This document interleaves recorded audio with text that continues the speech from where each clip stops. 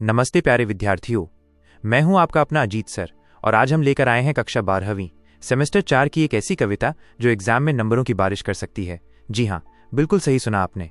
आज हम पढ़ेंगे हरिवंशराय बच्चन जी की शानदार कविता अंधेरे का दीपक। तो कॉपी, किताब, पेन, पेंसिल सब छोड़कर कान खोलकर बैठ जाइए, क्योंकि आज पढ़ाई होगी हंसी मजाक के साथ। कवि परिचय। अब आप सोच रहे होंगे, अजीत सर कवि परिचय तो बड़ा बोरिंग होता है। अरे नहीं भाई, जब अजीत सर पढ़ाएं तो बोरियत की छुट्टी। तो सुनो, हरिवंशराय बच्चन जी, जिन्हें हम प्यार से बच्चन साहब भी कहते हैं, उनका जन्म हुआ था 27 नवंबर 1907 को प्रयाग के एक छोटे से मोहल्ले चक में।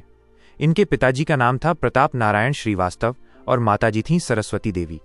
अब इनके पिताजी पायनियर नाम के अखबार में काम करते थे। और सुनो, जब बच्चन साहब पैदा हुए थे ना, तो इनके परिवार की आर्थिक स्थिति कोई बहुत शानदार नहीं थी, लेकिन प्रताप नारायण जी ने अपनी लिमिटेड सैलरी में भी घर को बढ़िया चलाया। बच्चन साहब की शुरुआती पढ़ाई मोहितशिमगंज म्यूनिसिपल स्कूल में हुई और बाद में इन्होंने इलाहाबाद यूनिवर्सिटी से अंग्रेजी में एमए किया।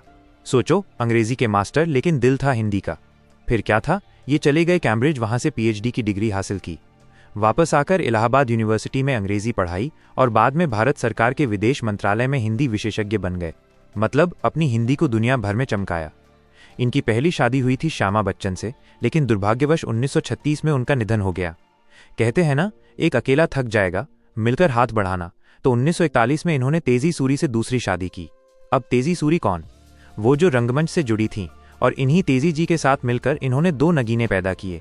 एक का नाम अमिताभ बच्चन और दूसरे का अजिताभ बच्चन। अमिताभ बच्चन को तो आप सब जानते ही होंगे, हमारे बॉलीवुड के महानायक। बच्चन साहब की पहली कविता 1931 में जबलपुर से छपी थी। नाम था मध्याह्न। इनका साहित्य लेखन तो ऐसा था जैसे कोई मल्टी टैलेंटेड व्यक्ति हो, लेकिन मुख्य रूप से ये कवि थे। इनकी कविताओं की सबसे बड़ी खासियत थी उनकी विषय वस्तु से जुड़ाव। इन्होंने हालावाद की शुरुआत की थी। अब ये हालावाद क्या है? ये ऐसा वाद था जिसमें जीवन की मस्ती, उदासी और संघर्ष को शराब और नशे के प्रतीक के माध्यम से समझाया जाता था।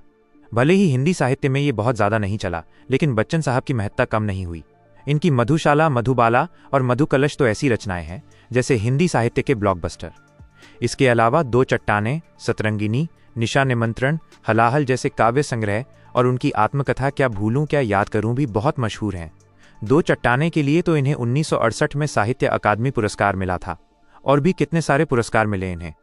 पद्म भूषण, सोवियत लैंड नेहरू पुरस्कार, सरस्वती पुरस्कार, मतलब पुरस्कारों की तो झड़ी लग गई थी। और फिर 18 जनवरी 2003 को मुंबई में ये महान आत्मा इस दुनिया को अलविदा कह गई। तो ये थे हमारे बच्चन साहब, जिन्होंने अपनी कविताओं से हमें जीना सिखाया। अंधेरे का दीपक। बच्चों, कविता का नाम ही है अंधेरे का दीपक। सोचो, जब चारों तरफ अंधेरा हो और एक छोटा सा दीपक जलाओ तो कितनी रोशनी होती है। ये कविता हमें यही सिखाती है कि चाहे कितनी भी मुश्किल हो, कितनी भी उदासी हो, हमें उम्मीद नहीं छोड़नी चाहिए, क्योंकि है अंधेरी रात पर दीवा जलाना कब मना है? है अंधेरी रात पर दीवा जलाना कब मना है? कल्पना के हाथ से कमनीय जो मंदिर बना था, भावना के हाथ से जिसमें वितानों को तना था, स्वप्न ने अपने करों से था जिसे रुचि से संवारा। अरे मेरे प्यारे बच्चों, कवि बच्चन साहब पूछ रहे हैं कि अगर रात अंधेरी है तो क्या दीपक जलाना मना है? बिल्कुल नहीं। अरे अंधेरा कितना भी घना हो, एक छोटी सी उम्मीद की किरण तो जला ही सकते हो ना। यहाँ कवि हमें बता रहे हैं कि हमने अपनी कल्पना से, अपने सपनों से, अपनी भावनाओं से एक सुंदर मंदिर बनाया था। ये मंदिर कौन सा मंदिर है? अरे ये हमारे सपने हैं, हमारी उम्मीदें हैं, हमारे लक्ष्य हैं जो हमने अपने मन में सजाए थे। सोचो, जैसे कोई इंजीनियर अपनी कल्पना से एक बिल्डिंग बनाता है, वैसे ही हम भी अपने मन में एक सुंदर भविष्य की तस्वीर बनाते हैं, है ना? चलिए अब अगली पंक्ति को देखते हैं। स्वर्ग के दुष्प्राप्य रंगों से, रसों से जो सना था, ढह गया वो तो जुटाकर ईंट पत्थर कंकड़ों को एक अपनी शांति की कुटिया बनाना कब मना है? है अंधेरी रात पर दीवा जलाना कब मना है? अब सुनो, वो जो हमने सपनों का मंदिर बनाया था ना, स्वर्ग के सुंदर रंगों से सजाया था, कभी कभी वो ढह जाता है। अरे जैसे हम सोचते हैं कि मैं तो बड़ा होकर डॉक्टर बनूंगा, लेकिन बन जाते हैं इंजीनियर। या फिर हमने किसी रिश्ते को बहुत संवारा और वो टूट गया, तो क्या हुआ? कवि कहते हैं कि अगर वो भव्य मंदिर टूट गया तो क्या हम ईंट पत्थर कंकड़ बटोर कर एक छोटी सी शांति की कुटिया नहीं बना सकते? बिल्कुल बना सकते हैं। अरे भाई, बड़े महल टूट जाएं तो क्या हुआ, छोटे से घर में खुशियां तो बना ही सकते हो ना। और फिर वही सवाल है, अंधेरी रात पर दीवा जलाना कब मना है? अरे कभी मना नहीं है। चलिए अब अगली पंक्ति को देखते हैं। बादलों के अश्रु से धोया गया नभनील, नीलम का बनाया था गया मधुपात्र, मनमोहक मनोरम प्रथम उषा की किरण की लालिमा सी लाल मदिरा थी, उसी में चमचमाती नव घनों में चंचला सम। अब अगले सीन में चलते हैं। कवि कहते हैं कि बादलों के आंसुओं से धोया हुआ नीले आसमान जैसा सुंदर नीलम का एक प्यारा सा मधुपात्र यानी शराब का प्याला बनाया था। अब ये मधुपात्र क्या है? अरे ये हमारी खुशियां हैं, हमारे जीवन के वो मीठे पल हैं जिनको हमने बहुत संवारा था। और उस प्याले में कैसी शराब थी भाई, सुबह की पहली किरण जैसी लाल लाल मदरा जो नए बादलों में बिजली की तरह चमकती थी। मतलब जीवन की वो शानदार जगमगाती हुई खुशियां, वो जोश, वो उत्साह, जैसे आप लोग क्लास में टॉप करने के बाद जो जश्न मनाते हो ना, बिल्कुल वैसा। चलिए अब अगली पंक्ति को देखते हैं। वो अगर टूटा मिलाकर हाथ की दोनों हथेली एक निर्मल स्रोत से तृष्णा बुझाना कब मना है अंधेरी रात पर दीवा जलाना कब मना है। लेकिन अगर वो खुशी का प्याला टूट जाए तो? अरे जैसे आप एग्जाम में टॉप करने का सपना देखते हो और बाई चांस नहीं कर पाए तो क्या हार मान लोगे? नहीं ना। कवि कहते हैं कि अगर वो प्याला टूट भी गया तो अपनी दोनों हथेलियां जोड़कर किसी साफ झरने से अपनी प्यास बुझाना कब मना है। अरे भाई, बड़े बड़े सपने टूटते हैं तो क्या हुआ, छोटी छोटी खुशियों से तो अपना मन बहला ही सकते हो ना।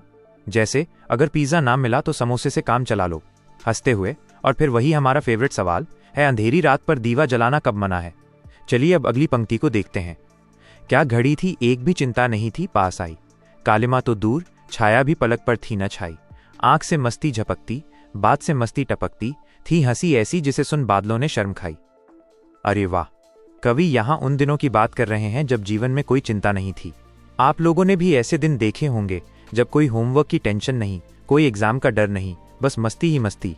कवि कहते हैं तब तो पलकों पर उदासी की छाया भी नहीं थी, आंखों से मस्ती झलकती थी, बातों से मजा टपकता था, हंसी तो ऐसी थी जिसे सुनकर बादल भी शर्मा जाएं। मतलब वो अल्हड़ बचपन, वो जवानी के दिन जब हर पल में खुशियां थी, जब हर सांस में मस्ती थी। जैसे आप लोग स्कूल ट्रिप पर जाते हो ना, बिल्कुल वैसे वाले दिन। चलिए अब अगली पंक्ति को देखते हैं। वो गई तो ले गई उल्लास के आधार माना, पर अथिरता पर समय की मुस्कुराना कब मना है अंधेरी रात पर दीवा जलाना कब मना है। लेकिन बच्चों, समय कभी रुकता नहीं। वो दिन चले गए और अपने साथ हमारी खुशियों का आधार भी ले गए। अरे जैसे बचपन चला गया, जवानी चली गई तो क्या हुआ। कवि कहते हैं कि समय तो चंचल है, अस्थिर है, वो कभी रुकता नहीं। तो क्या हम समय की इस चंचलता पर मुस्कुराना छोड़ दें? नहीं, समय तो बदलेगा, लेकिन हमारी मुस्कान क्यों बदले। अरे जैसे स्कूल खत्म हुआ तो कॉलेज में नई दोस्ती मिलती है, बिल्कुल वैसे ही।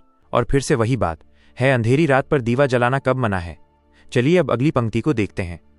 हाय वे उन्माद के झोंके की जिसमें राग जागा, वैभवों से फेर आंखें गान का वरदान मांगा, एक अतन्न से ध्वनित हो दूसरे में जो निरंतर भर दिया अंबर अवनी को मत्तता के गीत गागा।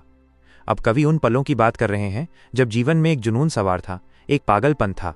जैसे आप लोग किसी चीज के पीछे पड़ जाते हो ना कि मुझे तो यही करना है।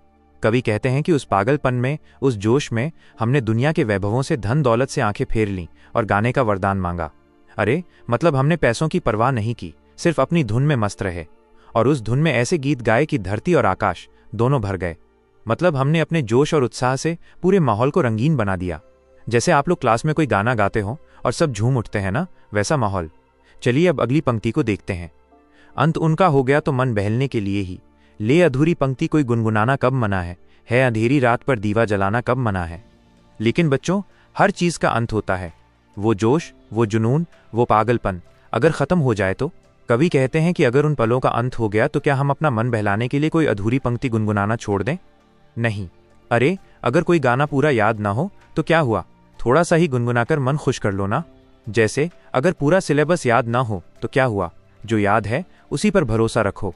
और फिर वही सवाल है, अंधेरी रात पर दीवा जलाना कब मना है। चलिए अब अगली पंक्ति को देखते हैं।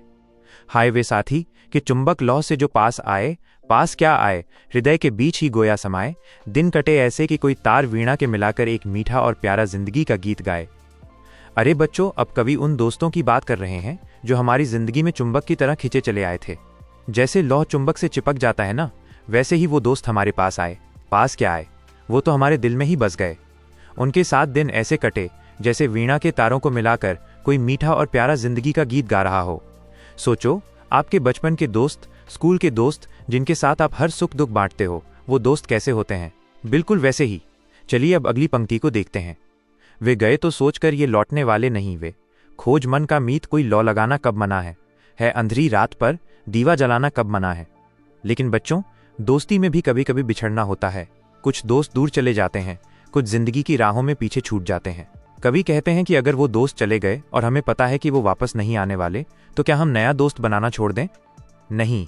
अरे जब एक दोस्त चला जाता है तो क्या हुआ, हम अपनी जिंदगी में कोई और मन का मीत, कोई और दोस्त क्यों नहीं ढूंढ सकते? बिल्कुल ढूंढ सकते हैं। जैसे जब एक गेम खत्म हो जाता है तो क्या हम दूसरा गेम नहीं खेलते? बिल्कुल खेलते हैं। और फिर वही बात है, अंधेरी रात पर दीवा जलाना कब मना है? चलिए अब अगली पंक्ति को देखते हैं। कया हवाएं थीं कि उजड़ा प्यार का वो आशियाना, कुछ न आया काम तेरा शोर करना, गुल मचाना, नाश की उन शक्तियों के साथ चलता जोर किसका, किंतु ए निर्माण के प्रतिनिधि तुझे होगा बताना। अब कवि कहते हैं कि कैसी हवाएं चलीं कि हमारा प्यार का घोंसला उजड़ गया। अरे, जैसे आप लोग कभी कभी किसी प्रोजेक्ट पर बहुत मेहनत करते हो और वो सफल नहीं होता तो कैसा लगता है। कवि कहते हैं कि कितना भी शोर कर लो, कितना भी गुल मचा लो, उन नाश करने वाली शक्तियों के आगे किसी का जोर नहीं चलता। अरे, प्रकृति के आगे किसकी चलती है भाई? भूकंप आ जाए, सुनामी आ जाए तो कोई कुछ कर सकता है क्या? नहीं। लेकिन सुनो, कवि आगे क्या कहते हैं, ये बहुत इंपॉर्टेंट है। चलिए अब अगली पंक्ति को देखते हैं। जो बसे हैं वे उजड़ते हैं प्रकृति के जड़ नियम से, पर किसी उजड़े हुए को फिर बसाना कब मना है अंधेरी रात पर दीवा जलाना कब मना है। कवि कहते हैं कि जो बसा है वो उजड़ता भी है, ये प्रकृति का अटल नियम है। अरे, जो बना है वो टूटेगा भी, जैसे जो पैदा हुआ है वो मरेगा भी, ये तो जिंदगी का दस्तूर है। लेकिन कवि पूछते हैं कि अगर कोई चीज उजड़ गई तो क्या हम उसे फिर से बसाना छोड़ दें? नहीं। अरे, अगर घर टूट जाए तो क्या हम उसे फिर से नहीं बनाते? अगर कोई रिश्ता टूट जाए तो क्या हम नया रिश्ता नहीं बनाते? बिल्कुल बनाते हैं। तो मेरे प्यारे बच्चों, जिंदगी में कितनी भी मुश्किलें आए, कितनी भी निराशा हो, हमें उम्मीद का दीपक हमेशा जलाए रखना चाहिए, क्योंकि है अंधेरी रात पर दीवा जलाना कब मना है। तो बच्चों, कैसी लगी ये कविता और अजीत सर की ये मजेदार क्लास? मुझे उम्मीद है कि अब आप अंधेरे का दीपक को कभी नहीं भूलेंगे और एग्जाम में पूरे नंबर लेकर आएंगे। याद रखना, जिंदगी में चाहे कितनी भी रात गहरी हो, उम्मीद का दीपक जलाना कभी मना नहीं होता। अगर वीडियो अच्छा लगे तो लाइक, शेयर, कमेंट और सब्सक्राइब करना ना भूलें।